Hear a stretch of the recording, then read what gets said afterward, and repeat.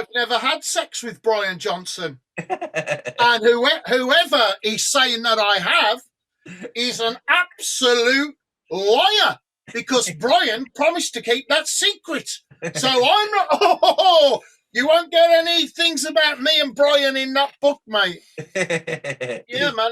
Yeah, it's just a wonderful, wonderful performer and voice, and it's everything I like about rock music is personified by what Brian Johnson does. So it is. It's the greatest thing about rock for me is that unusual voices can take the lead, not as you would say a traditional voice as in opera or technical or high notes or this or whatever, but a voice that is only for that thing. It's what I love about what Brian does and so many of the old school rock singers is, well, who's going to be the singer? And it's like, no one puts their hand up. And then it's just like, oh, so Brian, you're going to be the singer then? It's like, what? Well, you know, so it's, and going back, man, to before his DC days as well. I mean, what was it, Geordie, his band? Yeah, he was Geordie, yep. I mean, they made some really good songs. Really good songs. So yeah, I think he's iconic, Brian is. Absolutely iconic. What do you think he brings to AC/DC that's different from Bon Scott? Well, I'm one of those idiots, you know, and I'm so old, and I know people have done this, has happened to other people with me, but I'm so old that I used to have C90 cassette tapes. Now, you're probably too young to remember this, but it's actual magnetic tape, right? And on one side, you can record a stereo album about 45 minutes. You can flip that over and then have another stereo album lasting about 45 minutes, right? So, and then I had this like tape machine with a 5-watt speaker, and I used to work night shifts. So a friend of mine gave me this cassette tape, and I would listen to it, then turn it over, listen to it, then turn it over. And I didn't realize at first, well, Bon Scott was on one side and Brian Johnson was on the other. I thought, this guy sounds different. Why does this guy sound so different on this record? And that's exactly what's happened to me. You know, people say, people have gone, bloody hell, Bruce sounds different on the X Factor. Yeah, it's me, not Bruce. Yeah. So, and then, of course, you know, I fell in love with AC/DC. It took me a while, man, to see what it is that AC/DC are. And then the sounds that Brian makes. I mean, it's unique, man. But the thing is about those sounds, it's a vocalization, but what it evokes is pure energy and lust. You know, when he's hit cigar, it's like fucking hell. It sounds like the missile is singing as it's going to hit you in the head. I'm a hit. You are, yes, you really are a hit. It's a missile singing. So the harshness of his voice is incredible. But there's just something so dirty about him. I mean, it just sounds like in English, we'll call it a dirty bastard. Oh, you dirty bastard. You know, because it's like the kind of bloke who'll do anything with a woman, no matter where she's from or what she looks like. And you're looking at, oh, you dirty bastard. And when Brian is singing these I mean, basically, let's say some lyrics that he does are sexy, some are basically pornographic. And when he's singing these lyrics, utterly convincing, and he just, makes you feel like, oh, absolute, that's filthy. Oh my word! But you can't help liking him. With Bon, Bonnie's a huge influence on me. I like Brian's voice. I really like what he does. But Bon Scott is an actual influence on my own style because so much of what he did felt like a conversation. Mm-hmm. Like, listen to me. Hey, I just want to tell you this. Just a bit of a story. Hey, I'll tell you. It's a bit naughty, but don't worry. I'll tell you about it. Between you and me. And that's how Bon Scott felt for me. A lot of energy, sensuality, but also a conversation that he's talking to you and he's laughing and you're going to have a giggle about it. So the two things, they're not a million miles apart, but they are distinct to me. I like them both very, very much.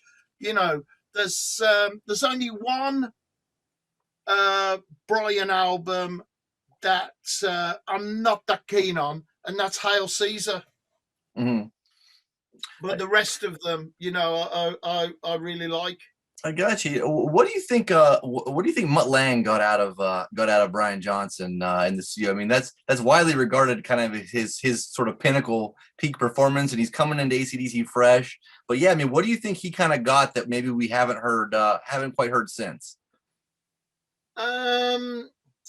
Well, I mean, I don't know Mut Lang personally, but I only know what people that I know that have worked with him have said about him, and obviously things that I've read. But I think there's a precision there, and the two previous DC albums were really strong rock and roll albums, and Back in Black seems to me an album that is very precise and the sounds are precise. And I think what he's done there with Brian, he's managed to get a performance that is very precise, and the phrasing, it still feels a bit rock and roll, but the phrasing is there, man, spot on. And when, in my estimation, when the phrasing is in that time and you've got the beat here and you're dancing as to where you're landing that consonant on or just before, on or just behind the beat, I think Mut Lang was looking at it in that kind of detail to get that vibe and create that vibe. And perhaps that's why that album sounds so different. I mean, it's a fantastic sounding album. It's a benchmark album in the history of what rock albums can sound like. It stood the test of time, man. That is an album when you do the blindfold test and you go, right, guess what year this album was produced? And on one hand, you've got Marilyn Manson, and on the other hand, you've got AC/DC, and you've got Back in Black and Mechanical Animals. You're going to put those two albums down, and same year, just different music, So I think it was something very special. Whatever happened there was something very special to me as someone making albums and producing my own albums now. I'll tell you what it really sounds like: a huge amount of work. All right, I gotcha. So Brian joins he joins AC/DC under slightly different circumstances to when you joined Maiden. But can you speak to sort of the pressure and the expectations that are involved in replacing an established singer in a band? Not necessarily your case, obviously, Maiden was bigger when you joined Maiden than AC/DC was when Brian joined AC/DC, if that makes any sense. Like AC/DC was on the way up, but they weren't so globally huge yet. But just can you speak to sort of the pressure and the expectations involved there? I think it really depends on how you feel about your fans. The most difficult thing is coming in to a band where people love the guy that was there before. Because basically, for me, and I spoke to Tim Ripper Owens about this, and it's a similar feeling that they've just lost their girlfriend, right? Who they were in a great relationship with, wasn't too needy, and they had all the fun they ever wanted with that girlfriend. It suited them just right. She's gone, right? And what's worse, you've got a new girlfriend now that you didn't choose, all right? But she's there, and she's your new girlfriend. Wow! So that is the equivalent of replacing a lead vocal. In my mind, it's so emotional. And, voices are so different in most cases. Things are so different. And so that's it. And I think that's a lot of the pressure, is that people don't want you. They never chose you, but they've got to kind of go, all right, well, I'll give this new relationship a chance. Or they'll stay and go, no, I don't want this. I don't care what it's like. I just don't want it. Right. And that's what you're faced with. Then there's another section of people who will be going, I never wanted this. I can't wait for this guy to mess up. Whether that's Brian or Tim Ripper Owens or me or anybody else who joins any kind of establishment, I can't wait for that guy to mess up. And then there's another bunch of people who go, you know what? I'm going to give this a chance. It could work. Something good could come out of this. Let's see what it's like before we kick her out of bed. And that's it, really. And then all of your interviews, you're the only one that anybody wants to speak to because you're the only new one. So you are the news. So you do every interview. That's crazy. When I spoke to Bruce Dickinson about it, I've been friends with Bruce for a long time. I knew him well before Maiden. And Bruce said to me, he said, Blaze, I don't know how you did all those interviews. It's insane. He said, I never did that many interviews. And I was on the promotion tour with Dave Murray, and he said, this is the toughest promotion tour I've ever done. He's been in the band over 20 years, and this is the toughest one. So I think there would have been an element of that for Brian when he joined. In the end, though, you stand and fall with the songs. And if you've got songs of the quality that are on Back in Black, then you've got a real chance, because they kind of are hypnotic and they've got the raw elements that I love AC/DC for. They've also got a slightly different feeling, but not too different, that pushes me away. So, yeah, I think it certainly would have been challenging, and he's passed away now, sadly, but the guy that used to be the drummer with Geordie, I knew, and he said Brian was so surprised to be contacted, but that Bon had actually said, there's a guy in a band called Geordie that if anything ever happens to me, he's worth getting in touch with. So that's quite an unusual thing. I don't know. Maybe it would have if Maiden had said to Bruce, "Oh, can you pick the guy to come after you?" It wouldn't have been impossible because I knew Bruce. Wouldn't have been impossible that they chose me. But yeah, I think that's really unusual, and it's very cool as well. Mm. You know, that's very old school. And oh, do you know a singer? Oh yeah, I know a singer. You know, it's. I think it's a lot nicer. Mm.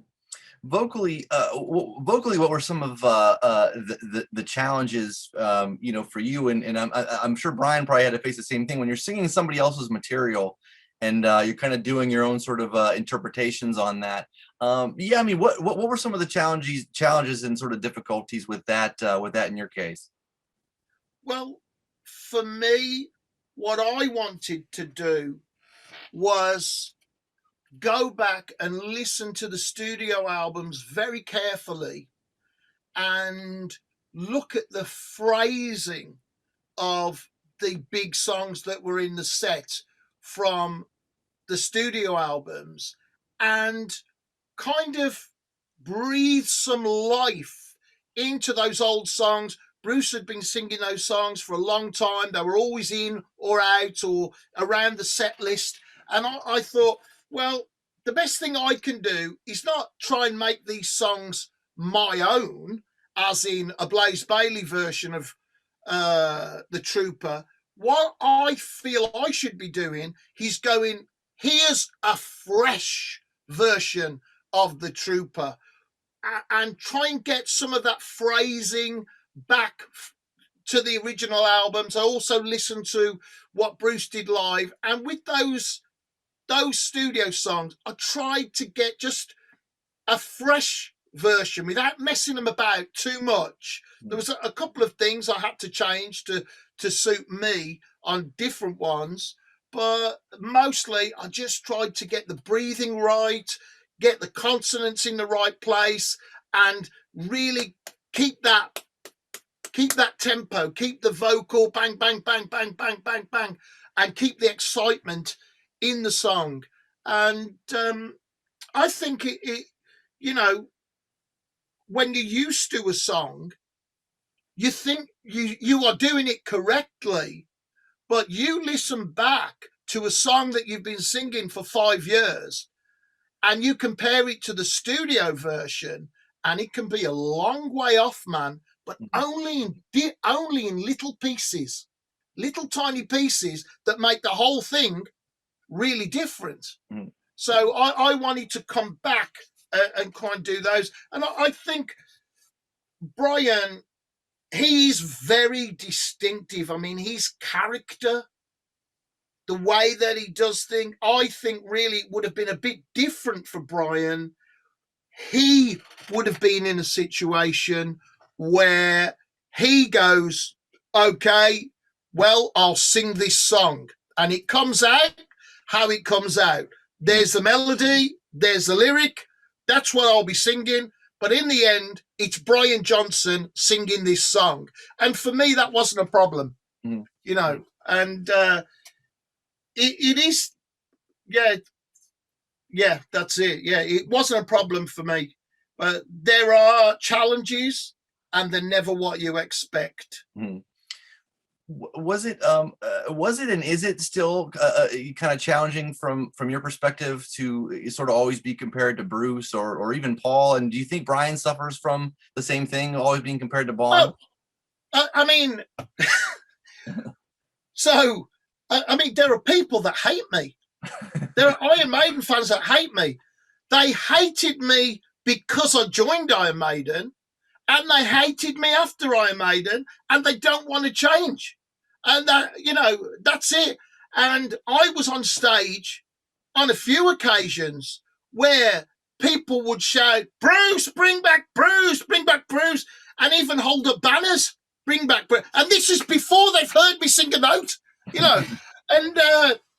And Steve Harris, the one gig, he just came over to me and he said, don't worry, when Bruce was in the band, they had banners saying "Bring back Paul." So it wasn't any different. Bruce had the biggest hits and everything with the band, but even so, they said, "Oh, bring back Paul," right? And so with me, it was like, "Bring back Paul, bring back Bruce." You know, so it's just par for it. But for me, mentally, the thing that sustained me more than anything was the music, man. The music was so beautiful. So beautiful to perform, the reaction of the fans. I mean, I'm talking about a few people, like a handful of people. We're playing shows for 70,000, 10,000 people a night, 20,000, 30,000, 60,000. We're playing people for that. It's just a handful of people that go bring back. Everybody else is going, yes, it's Maiden. Yeah. So, you know, I can't complain about it at all. And I never took it personal because for me, you know, it's, if you look at Rainbow, you know, I'm like, well, I love Jolene Turner's voice, but I still wanted Ronnie James Dio to be there. You know, Black Sabbath, Ronnie Dio spent a lot of time in Birmingham, and when we met, we talked. Oh, have you been to the Elbow Room? Do you know this guy? Do you know? We know a few of the same people, but you know, it was the same for him. There were a lot of people who said, "Bring back Ozzy," you know. And here's the weird thing: what you're saying is, bring back someone who doesn't want to be there. They're going to be better than the person who really wants to be there. Right, exactly. Do you think does Brian get enough do you think Brian gets enough credit for his role and his contribution to AC/DC over the years? I mean, Bon Scott is always celebrated, and rightly so. And you know, I mean, he dies kind of at the peak of his career, so he's sort of immortalized in that. But yeah, I mean, do you think does Brian kind of get sort of the credit he deserves?